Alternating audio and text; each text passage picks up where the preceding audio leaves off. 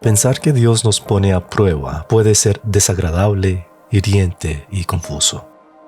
Desde una perspectiva emocional, podemos hacer preguntas como: ¿acaso Dios me considera indigno de confianza? ¿O piensa Dios que yo sería infiel?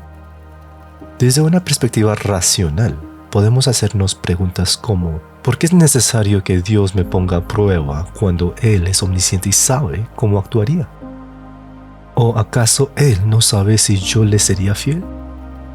Desde una perspectiva teológica, la idea de que Dios usa las tentaciones del diablo para probar a su pueblo puede ser confusa. Santiago 1:13 afirma que Dios no tienta a nadie, pero las Escrituras también muestran que sí prueba a su pueblo. Y esta prueba de Dios a menudo implica que su pueblo sea llevado a una situación en la que es tentado por el diablo. Por ejemplo, en Apocalipsis 2:10, Jesús dice a los cristianos en Esmirna: no temas lo que estás por sufrir. He aquí el diablo echará a alguno de vosotros en la cárcel para que seáis probados, y tendréis tribulación por 10 días. Sé fiel hasta la muerte, y yo te daré la corona de la vida. Jesús permite esa prueba que probaría la fidelidad de los cristianos de Esmirna, la cual implicaba que el diablo los arrojara a la cárcel. Pero ¿cómo es esto posible? ¿Por qué permitiría Dios las tentaciones del diablo como una prueba para su propio pueblo? Una respuesta por qué Dios nos pone a prueba es para que tengamos la oportunidad de grabar nuestros actos de fidelidad en la historia de Dios para así recibir una gloria eterna.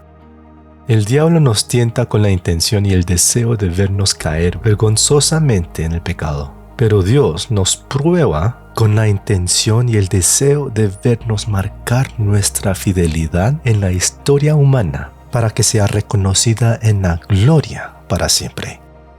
Con este propósito, Dios siempre ha probado a su pueblo desde el principio. Dios puso el árbol prohibido para probar a Adán y Eva y ver si permanecerían fieles a él. Dios probó a Job, Abraham, Jacob, José, el pueblo de Israel, David y muchos otros. Y los resultados de sus pruebas quedaron registrados en la historia más importante del mundo, la palabra de Dios. Los que superaron la prueba, como Abraham, grabaron sus éxitos en la historia de Dios con gloria y exaltación. Los que no pasaron la prueba, como el pueblo de Israel, que vagó por el desierto por 40 años después del Éxodo, fueron registrados con vergüenza y deshonor en la historia de Dios. Incluso Jesús, quien es Dios, abrazó la prueba, lo cual nos demuestra cuán importante era para Dios marcar históricamente los propios actos de fidelidad de Jesús que cambiaron el mundo.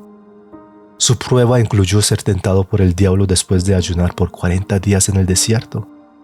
Pero su prueba más significativa fue su obra en la cruz para morir por los pecados del mundo. Al superar esta prueba, el amor y fidelidad de Dios quedaron marcados en la historia como evidencias objetivas que aseguran el perdón de nuestros pecados.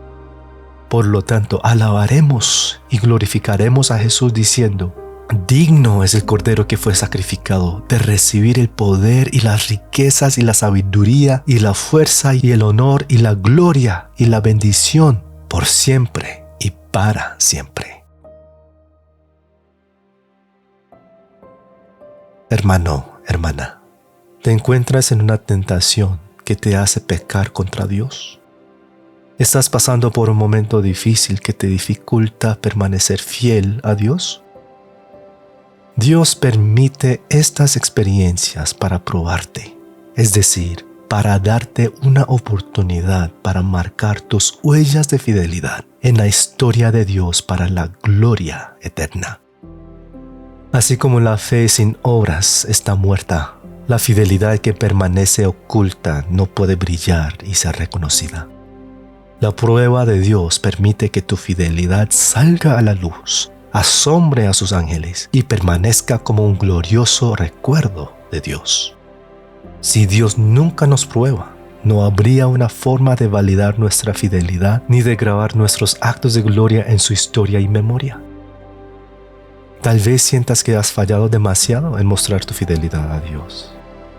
¡Anímate! Abraham, quien es más conocido por haber pasado la prueba de Dios cuando le mandó a sacrificar a su hijo Isaac, también tuvo múltiples fracasos antes de su reconocido éxito. Mintió a los egipcios diciendo que su esposa Sara era su hermana por su temor a morir en lugar de confiar en la protección de Dios, engañando a los egipcios y haciendo que el faraón y su familia sufrieran una plaga. Se aprovechó de Agar, la esclava de Sara, para tener un hijo en lugar de esperar la promesa de Dios. Abraham volvió a mentir sobre su esposa a Abimelech en lugar de confiar en la promesa de Dios, provocando que todas las mujeres de la casa de Abimelech se volvieran estériles. Pero al final pudo compensarlo todo cuando superó la prueba de Dios con Isaac. Tampoco es demasiado tarde para ti. Comienza una nueva historia gloriosa que ya no registrará momentos de vergüenza, sino huellas de fidelidad en la historia de Dios para tu gloria eterna. Amén.